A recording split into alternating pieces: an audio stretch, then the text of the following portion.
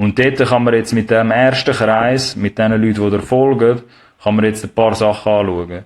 Zum einen kann man sich im Track-Travel-Prozess, also im Prozess, auf welchem Stand dein Track ist, kann man sich anschauen, sind überhaupt alle, die dir gefolgt haben, bislang, sind die tatsächlich informiert worden, dass der Song da ist. Weil dort gibt's halt 2 Steps. Zum einen gibt's halt den Schritt, ich muss die Leute zuerst mal informieren, also die müssen zuerst mal über das neue Produkt, sage ich jetzt mal, das Songprodukt, den Song-Release, müssen die zuerst mal Bescheid wissen. Weil bevor sie nicht überhaupt Bescheid wissen, können sie das Zeug auch gar nicht konsumieren. Macht irgendwo durch auch Sinn. Jetzt, was vielmal dort halt passiert, dass man halt davon ausgeht, nach 2-3 Mal posten, ganz einfache Weisheit eigentlich, dass man halt das Gefühl hat, nach 2-3 Mal posten, der Kreis von diesen Leuten, die euch folgt, von der ersten Zielgruppe, die sind schon lange abgeholt, nach 2-3 Mal posten. Das ist einer von diesen Denkfehlern, wo ganz viele Künstler und Künstlerinnen da draussen machen, weil die meisten zu dem Zeitpunkt, wo man vielleicht das 2-3 Mal postet hat, oder lass es 5 Mal posten sein, sind vielleicht lediglich darüber in Kenntnis gesetzt worden oder informiert. Die wissen jetzt, aha, etwas ist draussen. Aber dort nicht gerade Schlussfolgern, wegen dem erkläre ich das Beispiel auch, dort soll man halt nicht gerade Schlussfolgern, dass die Leute auch alle tatsächlich den Song konsumieren. Weil das sind immer noch 2 verschiedene Sachen. Über einen Song Bescheid wissen und informiert sein, dass ein Song überhaupt draussen ist, von dir oder von dem, wo da den Song kommunizieren, ist das eine. Aber das andere ist, über den Song Bescheid wissen, also das Wissen haben und die Einstellung, dass der Song da ist.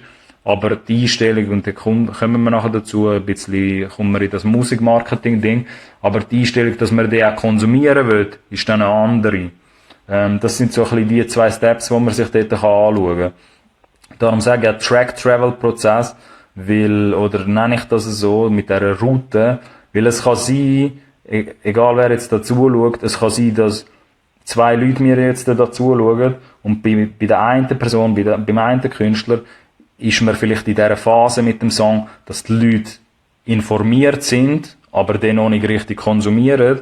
Und vielleicht die andere Person, die man dazu schaut, jetzt und auch ein bisschen inspiriert wird davon, die ist vielleicht an dem Punkt jetzt, wo die Leute das schon aktiv konsumieren.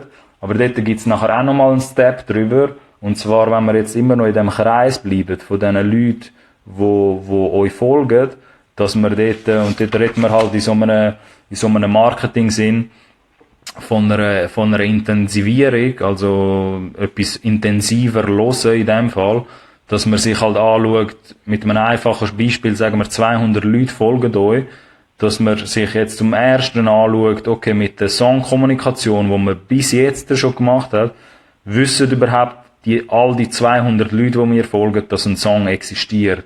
Das wäre der erste Step. Und der zweite Step ist, okay, von diesen 200 Leuten, die mir folgen, eben das Beispiel kann man noch so fest aufrechnen am Ende vom Tag, von diesen 200 Leuten, die mir folgen, hören auch haben all die 200 Leute den Song einmal gelost bis jetzt, oder mehrmals gelost im besten Fall.